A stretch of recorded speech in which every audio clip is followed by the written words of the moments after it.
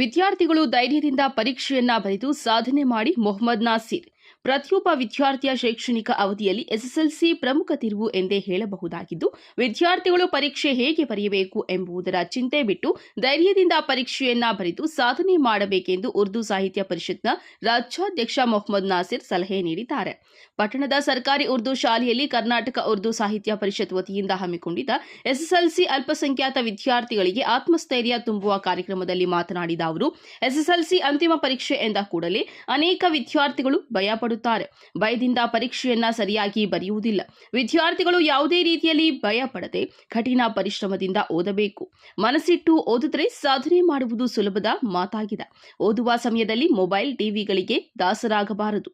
ಇದೀಗ ನಡೆಯಲಿರುವ ಎಸ್ಎಸ್ಎಲ್ಸಿ ಪರೀಕ್ಷೆಯಲ್ಲಿ ಒಳ್ಳೆಯ ಫಲಿತಾಂಶ ಪಡೆದು ರಾಜ್ಯ ಮಟ್ಟದಲ್ಲಿ ಹೆಸರು ಗಳಿಸಬೇಕು ಎಂದರು. ಎಸ್ಎಸ್ಎಲ್ಸಿ ವಿದ್ಯಾರ್ಥಿಗಳು ಕಠಿಣ ಪರಿಶ್ರಮದಿಂದ ಓದಬೇಕಾದ ಅವಶ್ಯಕತೆ ತುಂಬಾನೇ ಇದೆ. ತಮ್ಮ ಮೇಲೆ ಪೋಷಕರು ತುಂಬಾನೇ ಆಸೆಗಳನ್ನ ಇಟ್ಟುಕೊಂಡಿರುತ್ತಾರೆ. ಆದ ಕಾರಣ ತಾವು ಪರೀಕ್ಷೆ ಬಂದಿದೆ, ಏನು ಮಾಡಬೇಕು ಎಂಬ ಭಯವನ್ನ ಬಿಟ್ಟು ಶಿಕ್ಷಕರ ಮಾರ್ಗದರ್ಶನದಲ್ಲಿ ಓದಿ. ಕಠಿಣ ಪರಿಶ್ರಮದಿಂದ ಏನು ಬೇಕಾದರೂ ಸಾಧನೆ ಮಾಡಬಹುದು. ಜೊತೆಗೆ ಹೆಚ್ಚು ಮೊಬೈಲ್ ಬಳಸಬೇಡಿ.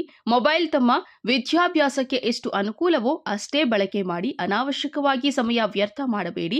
ಒಳ್ಳೆಯ ಫಲಿತಾಂಶ ಪಡೆದುಕೊಂಡು ತಾವು ಓದಿದ ಶಾಲೆಗೆ, ಊರಿಗೆ, ತಮ್ಮ ಪೋಷಕರಿಗೆ ಒಳ್ಳೆಯ ಹೆಸರು ತಂದುಕೊಡಬೇಕು ಎಂದು ಸಲಹೆ ನೀಡಿದ್ದಾರೆ. ಈ ಸಮಯದಲ್ಲಿ ಕರ್ನಾಟಕ ಉರ್ದು ಸಾಹಿತ್ಯ ಪರಿಷತ್ನ ರಾಜ್ಯ ಕಾರ್ಯದರ್ಶಿ, ಪದಾಧಿಕಾರಿಗಳು, ಶಿಕ್ಷಕರು ಸೇರಿದಂತೆ ವಿದ್ಯಾರ್ಥಿಗಳು ಹಾಜರಿದ್ದರು. ವರದಿ ಸತೀಶ್ ಬಾಬುಯೆ, ನಂದಿ ಟಿವಿ, ಗುಡಿಬಂಡೆ. ನಾವು ಏನೇನೋ ಆಲೋಚನೆ ಮಾಡ್ತೀವಿ. ನನ್ನ ಮಗುಗೆ ನಾನು ಹಂಗ್ ಮಾಡಬೇಕು, ಹಿಂಗ್ ಮಾಡಬೇಕು, ದೊಡ್ಡ ಬಿಲ್ಡಿಂಗ್ ಕಟ್ಕೊಡ್ಬೇಕು, ದೊಡ್ಡ ಮನೆ ಕಟ್ಕೊಡ್ಬೇಕು ಅನ್ನೋ ಅದೆಲ್ಲ ಬಿಟ್ಟು ಮಕ್ಕಳ ಕಡೆ ನೀವು ಗಮನ ಹರಿಸಿ, ಮಕ್ಕಳ ಎಜುಕೇಶನ್ ಕಡೆ ನೀವು ಗಮನ ಹರಿಸಿ.